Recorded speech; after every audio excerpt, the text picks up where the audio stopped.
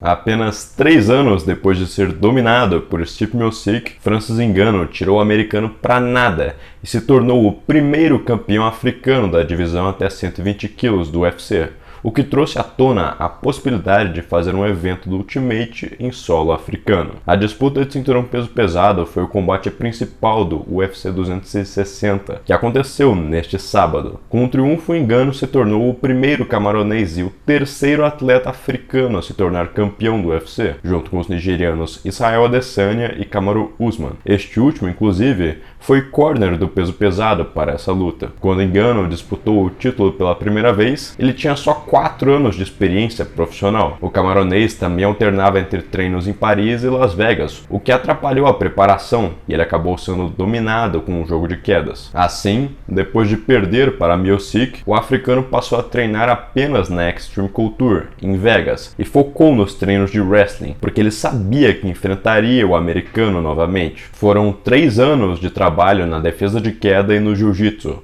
e o africano, que era novo no MMA, absorveu as técnicas como uma esponja. Deu para perceber que Ngannou estudou as fraquezas de Miocic para a revanche, porque ele começou o combate com chutes na panturrilha e acertou bons cruzados de esquerda, ambos golpes que o ex-campeão mostrou ser vulnerável nas lutas contra Junior Cigano. Miocic resistiu aos golpes e entrou em um single leg. E neste momento, Ngannou provou que o trabalho no tatame fez a diferença. O americano não chegou nem perto de derrubar, e o camaronês logo reverteu a situação, colocando Miocic de joelhos no chão e acertando golpes fortes no controle lateral. O veterano conseguiu se levantar sob uma chuva de socos e sobreviveu o restante do primeiro round, mas não durou muito mais. No primeiro minuto do segundo assalto, ele recebeu um knockdown com um jab e logo depois caiu mole com um cruzado de esquerda e ainda levou mais uma martelada quando estava desacordado. Não havia muitas pessoas no Apex para comemorar a vitória do africano, mas na aldeia do recém-campeão, uma multidão festejou a conquista de Ngannou. O presidente da organização, Dana White, disse antes da contenda que Miocic merecia uma revanche se ele perdesse,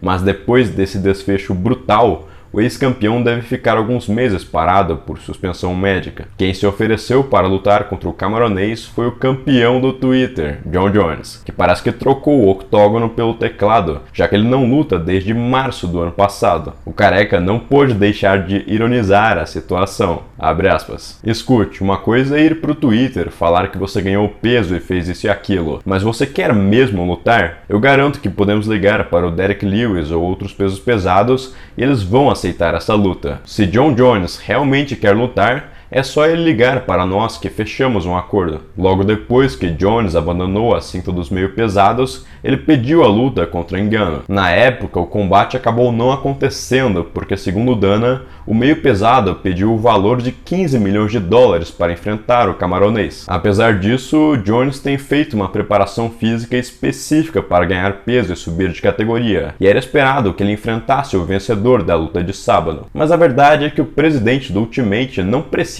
casar essa luta, porque existem desafiantes interessantes na própria categoria até 120 kg. O próprio Lewis, citado por Dana, vem de um nocaute impressionante sobre Curtis Blaydes, e ele é o único atleta, além de Miocic, que venceu Ngannou no UFC. Jones, por outro lado, perdeu um pouco do prestígio depois que ele deixou o título até 93 quilos vago. Afinal, seria muito mais interessante ver 2 campeões se enfrentando. E se ele realmente quer receber os 50 milhões, será difícil fechar um contrato com o Ultimate. Nem mesmo Conor McGregor é tão bem pago assim. O maior pagamento que o irlandês recebeu foi de 5 milhões. E ele é o cara mais bem pago da companhia. Quem fez um movimento parecido com o que Jones planeja e conseguiu um bom dinheiro foi George St. Pierre. O canadense, ex-campeão até 77 quilos, recebia 400 mil e ele teve um aumento de 2 milhões para enfrentar Michael Bisping pela cinta do peso médio. É claro que Jones merece um bom pagamento, afinal, Ele é considerado o maior atleta de todos os tempos, e uma luta pelo título peso pesado define nada mais nada menos que o melhor lutador do mundo. Mas se ele espera ganhar tão mais que a galinha dos ovos de ouro irlandesa, Jones pode esperar sentado. Alguns lutadores, inclusive, especulam que o americano está pedindo um valor exorbitante para o UFC recusar e ele poder se justificar dizendo que só não enfrentou o engano porque o UFC não queria pagar um preço justo. Independentemente disso ser verdade ou não, uma coisa é certa: poucos querem enfrentar o camaronês. O campeão nunca foi vencido na luta em pé, e agora que ele tem uma defesa de queda sólida, o peso pesado é muito difícil de ser batido. Ngannou atribui parte do seu sucesso no wrestling defensivo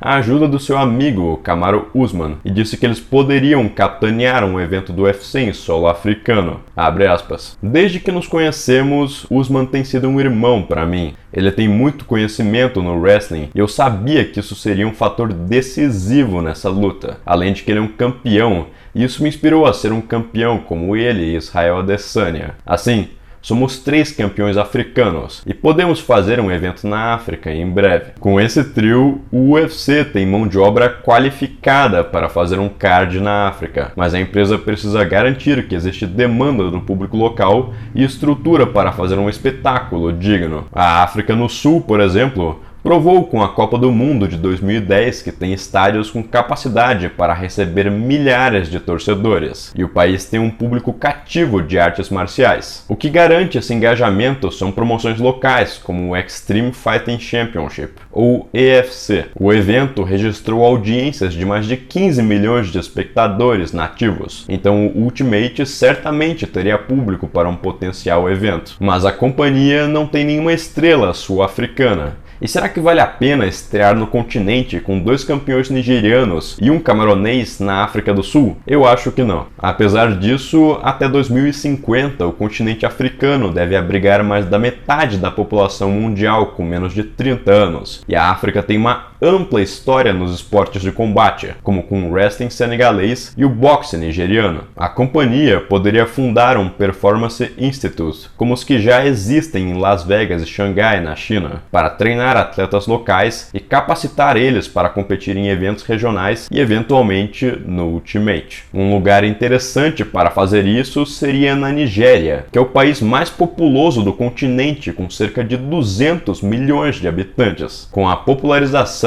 de academias e eventos de luta, mais desses jovens vão buscar se profissionalizar no MMA, o que eventualmente vai impulsionar o UFC a fazer um evento na África. Mas será que vamos assistir um card africano no curto prazo, ou isso vai demorar mais alguns anos para acontecer? E quem deve ser o próximo oponente de Francis Ngannou? Vão conseguir casar a luta com Jon Jones? Deixe sua opinião aqui nos comentários, curta o vídeo, se inscreva no canal e aperte no sininho para não perder os próximos vídeos. Até mais!